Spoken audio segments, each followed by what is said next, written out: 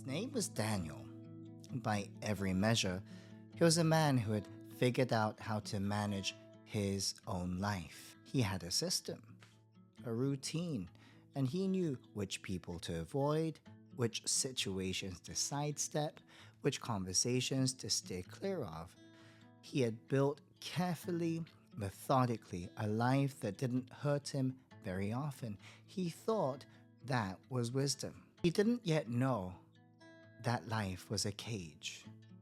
It was a Tuesday when it happened. Nothing dramatic. No grand crisis, just a colleague, someone he barely knew, made a passing comment. Dismissive, cutting, the kind of thing people say without thinking about it and just forget it by lunchtime. But Daniel did not forget. He carried that home. He carried that to dinner time. He carried that to bed, and that one sentence, a handful of words that existed in the air for less than 3 seconds, had moved inside of him. And now it began to live there, turning over and over, rewriting how he felt about himself. He lay in the dark that night and asked a question he'd never asked so clearly before. Why does the outside get to do that to me? So the next morning he fought back the only way he knew how. He started managing the outside world even more aggressively. He avoided that particular colleague. He replayed what he should have said. He controlled the narrative, at least in his own head.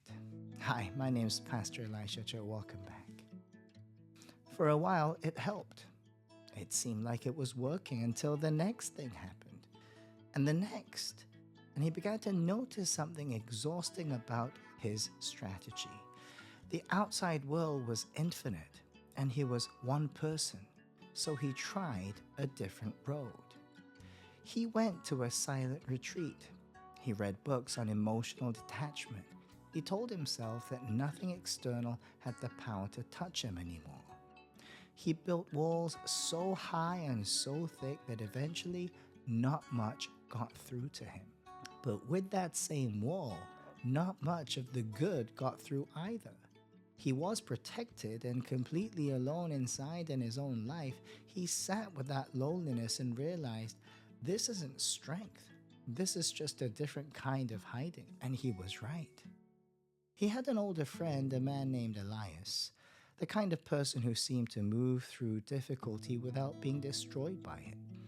Not untouched, not cold, just deeply rooted. So Daniel told him everything.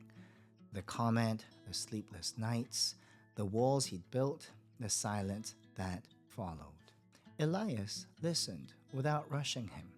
Then he pointed to a tree at the edge of the garden. He said, "Watch it when the wind comes." Then a breeze moved through. The branches swayed, leaves scattered. The whole canopy shifted and shook. But the trunk didn't move. Elias turned to him and said something Daniel would carry for the rest of his life. Unshaken doesn't mean unfelt. It means your center holds. That was the beginning of a different kind of education. Not the kind that teaches you to control what's around you. The kind that teaches you to know what's inside of you. Daniel began paying attention to his own thoughts, the way a scientist studies weather patterns. Not to stop the storms, but to understand them, to see them coming, to stop being surprised every time the sky changed, and somewhere in that process, something unexpected happened to Daniel.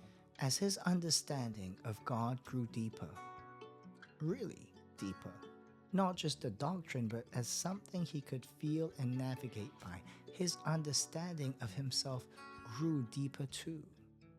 And almost without trying, his understanding of other people deepened as well. The colleague who had made that comment, Daniel began to see him differently. Not with indifference, with something closer to compassion. He wasn't living in a monastery. He still had deadlines and difficult people and days that didn't go the way he had planned. But something had shifted in the way he stood inside his own life. There was a change in his inner being. Daniel stopped trying to arrange the external world perfectly, not because he gave up, but because he finally understood the limitations of that project. You cannot fully control what happens around you. That is not a failure, that is simply the nature of this world, for we are not in control. And Daniel stopped retreating entirely too, because the inner life and the outer world were never meant to be separated. They were meant to inform each other, integrated. So he started responding rather than reacting. He started interpreting situations rather than just surviving them. And with time, Daniel came to accept something that used to terrify him: that unreasonable things would happen. He needed to radically accept that unjust things would happen, that people would get sick and good seasons would come to an end, and there would be loss he could not prevent. He stopped fighting that truth, and when he did, it lost its power over him, and in its place, something grew: the ability to look at any situation, no matter how dark or confusing, and ask, what is God saying in this situation? What is God asking of me in this circumstance? That, he finally understood, was inner strength, not the absence of pain, not immunity to difficulty, but the wisdom to interpret every situation and the capacity to respond and to be reflective. Now, Daniel's story isn't finished, neither is yours. We're all still in training, learning to hold the inner world and the outer world together, learning that what changes inside us slowly and quietly is what changes everything else. The secret of creation was never out there. It was always in here. Start there. I encourage you to do that. If you found any value in this content, make sure to like and subscribe, and I'll see you in the next one.